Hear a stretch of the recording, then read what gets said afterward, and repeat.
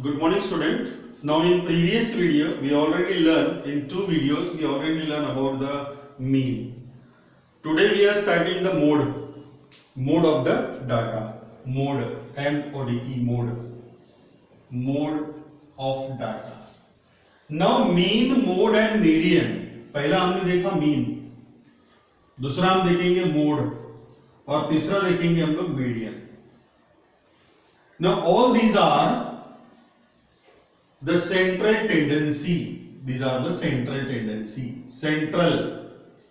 tendency. Now what is meant by the central tendency? कभी आपने देखा होगा जब हम आटा पीसने जाते हैं तो क्या करता है वो, एक पॉट रहता है चक्की के ऊपर में, उसमें हम पूरा गेहूं डाल देते हैं। तो गेहूं डालने के बाद वहां से नीचे से छेद नहीं है, छेद कहां से है? साइड से है, होल उसको साइड से है, मींस गेहूं कहां से जाता? साइड से जाता है।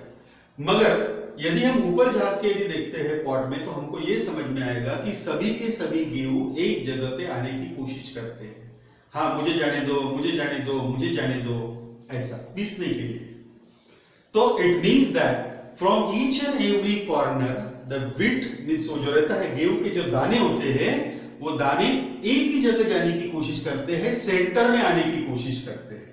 सो that is called as a central tendency. Means every part of the means वो जो वीट के जो हर एक दाना है वो चाहता है कि मैं सेंटर में आऊं।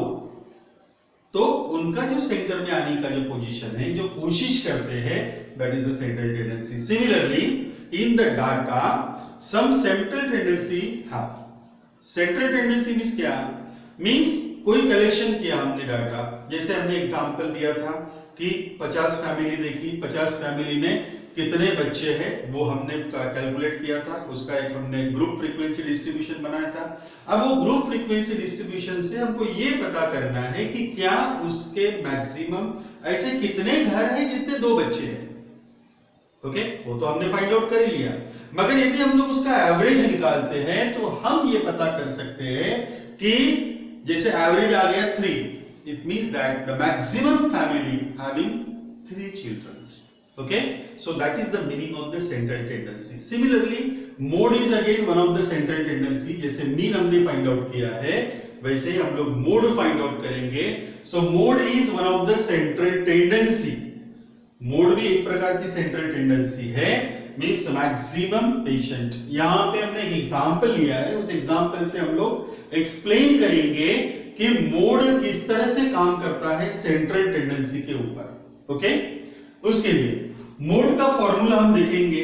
सो mode is equals to the formula is mode is equals to L plus F1 minus F0 upon 2F1 minus F0 minus F2 into H। इसमें एक एक चीज हम लोग एक्सप्लेन करेंगे कि किसको क्या बोलते हैं। L, that is L is equals to lower limit of modal class। ये सबसे इंपॉर्टेंट वर्ड है, modal class। This word is very very very important. Okay, now F1 is nothing but the frequency of modal class। After that F0, the frequency of pre-modal class।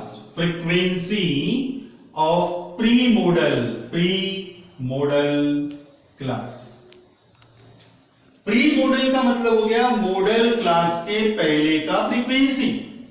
जो model class है उसके पहले का frequency, that is pre-model.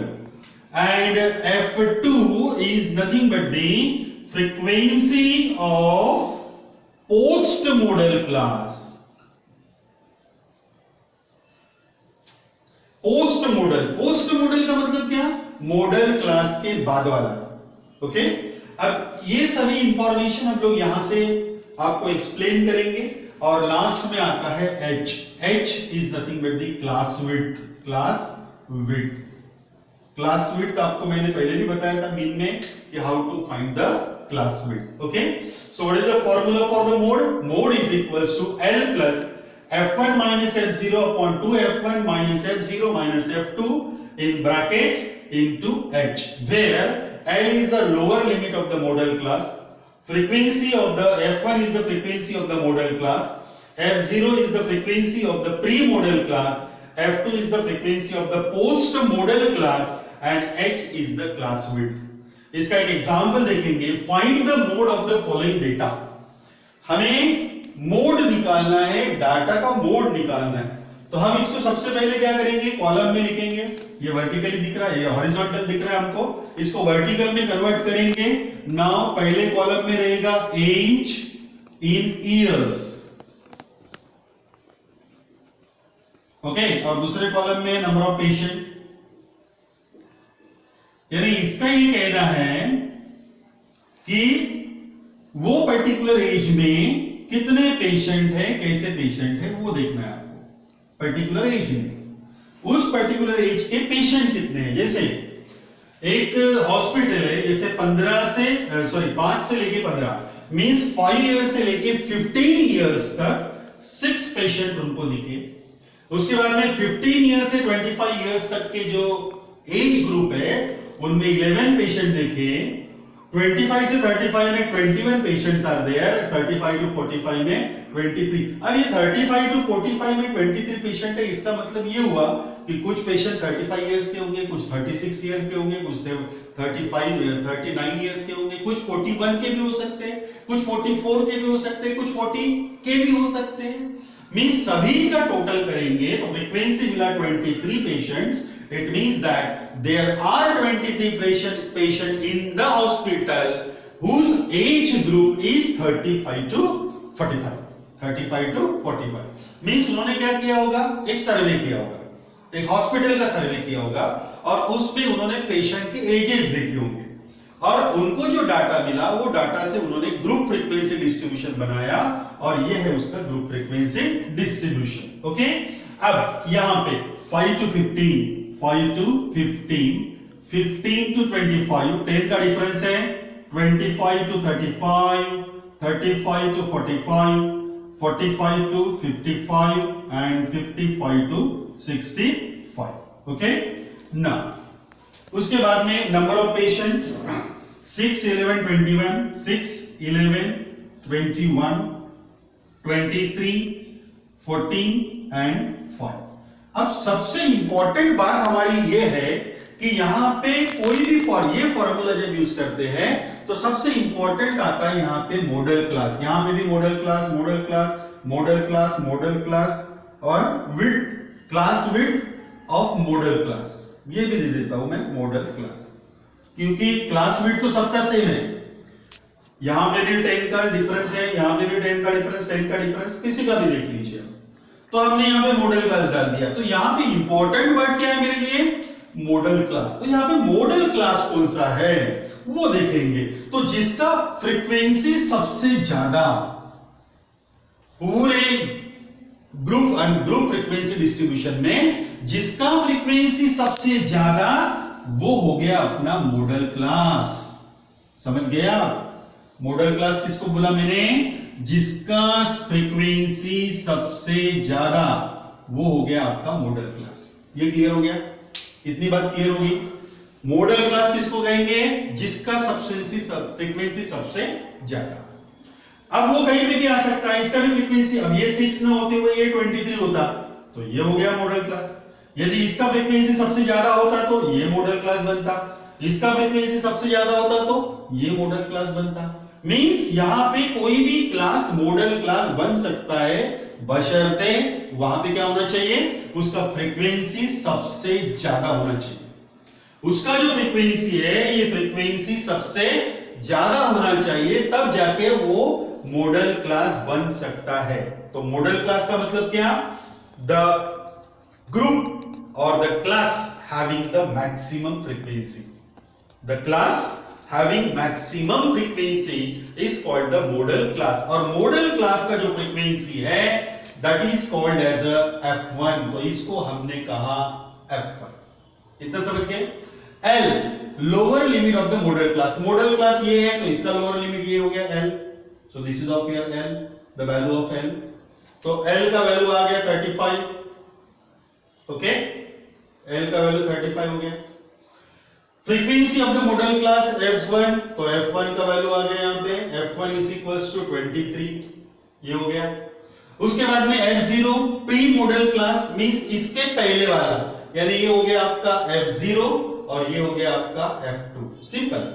तो F0 हो गया आपका 21 और F2 बन गया आपका 14।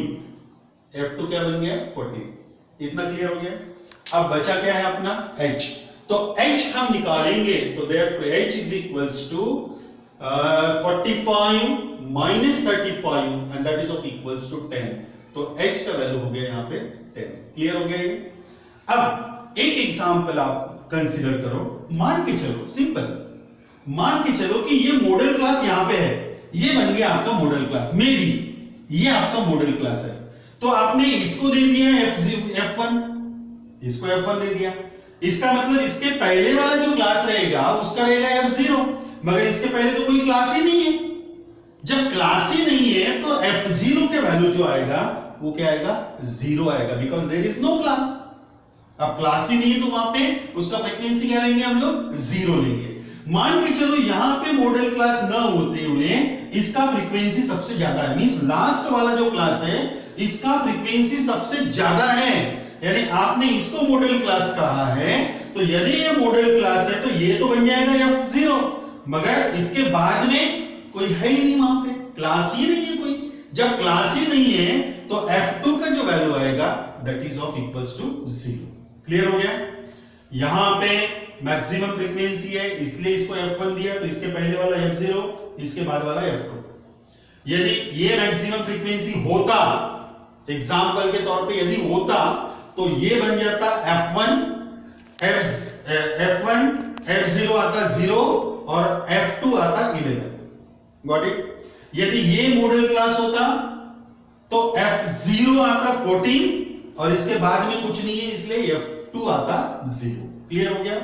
सभी के सभी वैल्यू हमारे पास आ गए। Now we will put the value in the formula, okay. We have the formula that is mode is equals to L plus F1 minus F0 upon 2F1 minus F0 minus F2 and into H। Value put up करेंगे हम लोग यहां पर। So by putting the value of all, L is equal to 35 plus F1 है आपका पास में 23 minus 21 upon 2 into 23 minus 21 minus 14, okay, into H means 10। ये हो गया आपका 35 प्लस 23 माइनस 21, ये आ गया आपका 2 डिवाइडेड बाय 23 इंटू 2, ये हो गया 46, तो 46 माइनस ये आ गया आपका 35, okay, 4 plus 1 5 and 2 plus 1 3, 35 and into हो गया यहाँ पे 10 से मल्टीप्लाई कर सकते हैं हम लोग यहाँ पे। 35 plus 2 into 10 that is of equals to 20 divided by 46 minus 35 that is of equals to 11, division करेंगे हम लोग, प्लस क्या डिवीजन आएगा जरा चेक करेंगे हम लोग। 11 वन सा 11, ये दे दिया मैंने, 11 वन सा 11, 1 पॉइंट बचेगा यहाँ पे 9, 90 हो गया। 11 8 सा 88, ओके, और कितना बचा वहां पे 2 बचा, 11 वन सा 11, गॉट इट। तो यहां पे आंसर मिलेगा आपको 35 प्लस 1 36.81, और we can see that simply 36.8। तो this is of your mode of this data, समझ गए आप लोग। अब दूसरी बात, इसी प्रॉब्लम में आपको एग्जांपल में दिया है कि आप मीन भी निकालो इसका, तो डायरेक्टली मैं यहां पे बोल रहा हूं कि यहां पे मीन जो आप निकालेंगे तो मीन आएगा आपका 35.37, ये हो गया आपका मीन, ये मीन आ गया समझो, मान के चलेंगे एक एग्जांपल के तौर पे। अब हमको देखना है कि डाटा में मोड आया है 36.8 और मीन आया है यहां पे 35.37, गॉट इट। तो इसका मीनिंग क्या हो गया, इंटरप्रेट कैसे करेंगे रिजल्ट को, रिजल्ट को इंटरप्रेट करेंगे, मीन का मतलब होता है एवरेज, मीन का मतलब होता है एवरेज, मींस यहां पे जो पेशेंट आ रहे हैं ये पेशेंट 35.37, इसका मतलब 35 इयर्स के पेशेंट ज्यादा है, समझ गए, मींस यहां पे 35 ईयर्स के पेशेंट सबसे ज्यादा है, और ये 36.8 का मतलब भी नियर अबाउट सेम ही होगा कि यहां पे सेम आ गया यहां पे, बिकॉज 35 to 45 ये वाला जो ग्रुप दिख रहा है ये ग्रुप के पेशेंट सबसे ज्यादा आए हैं, ये अपना इंटरप्रेट हो गया रिजल्ट, मोड हो गया 36.8 एंड मीन आ गया 35.37. Okay, one more example we will take for the mode. The mode of the following data is 43.75, means data का मोड दिया है 43.75. Find the value of p. p का value find out करना है, ये जो p दिख रहा है आपको इसका वैल्यू फाइंड आउट करना है, क्लियर। अब सबसे पहले हम लोग इंफॉर्मेशन लिख लेंगे जो हमारे पास में इंफॉर्मेशन है, that we will find here. Class interval दिया है यहां पर, तो यहां पे लिख लिया मैंने क्लास इंटरवल, क्लास इंटरवल, और यहां पे ले लिया मैंने frequency, okay, 20 to 30, 30 to 40, 40 to 50 and 50 to 60 and 60 to 70, okay. यहां पे फ्रीक्वेंसी दिया है 25, आफ्टर दैट P पप्पू, उसके बाद 62, 37 एंड 10। अब यहां पे मॉडल क्लास चुनने का थोड़ा सा प्रॉब्लम आ सकता है, कंफ्यूजन क्रिएट हो सकता है कि यहां पे मॉडल क्लास एग्जैक्टली होगा कौन सा। अब आपको मोड दिया है 43.75, मोड है आपके पास में 43.75, इसका मतलब ये जो दिख रहा है वैल्यू 43, ये क्लास इंटरवल की वैल्यू है, कहीं ना कहीं क्लास इंटरवल की वैल्यू है। क्लास इंटरवल में क्लासेस में जो है उसी में से ऑब्जर्वेशन रहेगा, ये means this is of your observation, ये तो फ्रीक्वेंसी हो गया कि इतने लोग हैं वहां पे, ओके। मगर ये जो वैल्यू दिया है, this value is coming from the class interval, it means that this value किसमें आनी चाहिए, 40 to 50 के बीच में आनी चाहिए। इसका मतलब ये हुआ कि ये है आपका मैक्सिमम फ्रीक्वेंसी, मॉडल क्लास आपका ये रहेगा, मींस यहां पे मैंने दे दिया इसको मॉडल क्लास, क्यों, क्योंकि मोड इसी से आया है, तो इसका मतलब ये हो गया आपका मॉडल क्लास। अब ये मॉडल क्लास है तो ये हो गया आपका F1, ये आ गया F0 और ये आ गया आपका F2, गॉट इट। L की वैल्यू आपको पता है ये हो गई, और H आ गया आपके पास में 50 minus 40 that is of equals to 10, तो H is equals to 50 minus 40, it means H is equals to कितना हो गया, ये 10 हो गया, ये दे दिया मैंने 10 यहाँ पे, H is equals to 10, clear हो गया ये, इतना समझ में आ गया कि क्यों हमने यहां पे इसी को मैक्सिमम फ्रीक्वेंसी माना, क्यों माना हमने। यदि मेरा 35 पॉइंट समथिंग होता तो मैंने मॉडल क्लास इसको माना रहता, क्योंकि ये 30 to 40 के बीच में है, क्लियर हो गया। अब कोई कंफ्यूजन नहीं होना चाहिए। अब यहां पे लिखेंगे डायरेक्टली फॉर्मूला, और वो फॉर्मूला है हमारा mode is equals to L plus F1 minus F0 upon 2F1 minus F0 minus F2 into H। चलो H का वैल्यू कितना हो गया, सॉरी मोड का कितना है वैल्यू दिया है 43.75, okay. L is equals to L का वैल्यू 40 प्लस F1 है अपने पास में 62 minus P upon 2F1 means 2 into 62 minus P minus 37 into 10 दे दिया इज इक्वल्स टू यहां पे। अब 40 को पहले ट्रांसफर कर दो आप, क्योंकि एक साथ दिख रहा है 40, सो 43.75 माइनस 40 इज इक्वल्स टू, ये हो गया 62 minus P divided by 2 into 62 124, 2 2s are 4, 2 6 are 12, so that is 124 हो गया माइनस 37 माइनस पी दे दिया मैंने और इनटू दे दिया 10।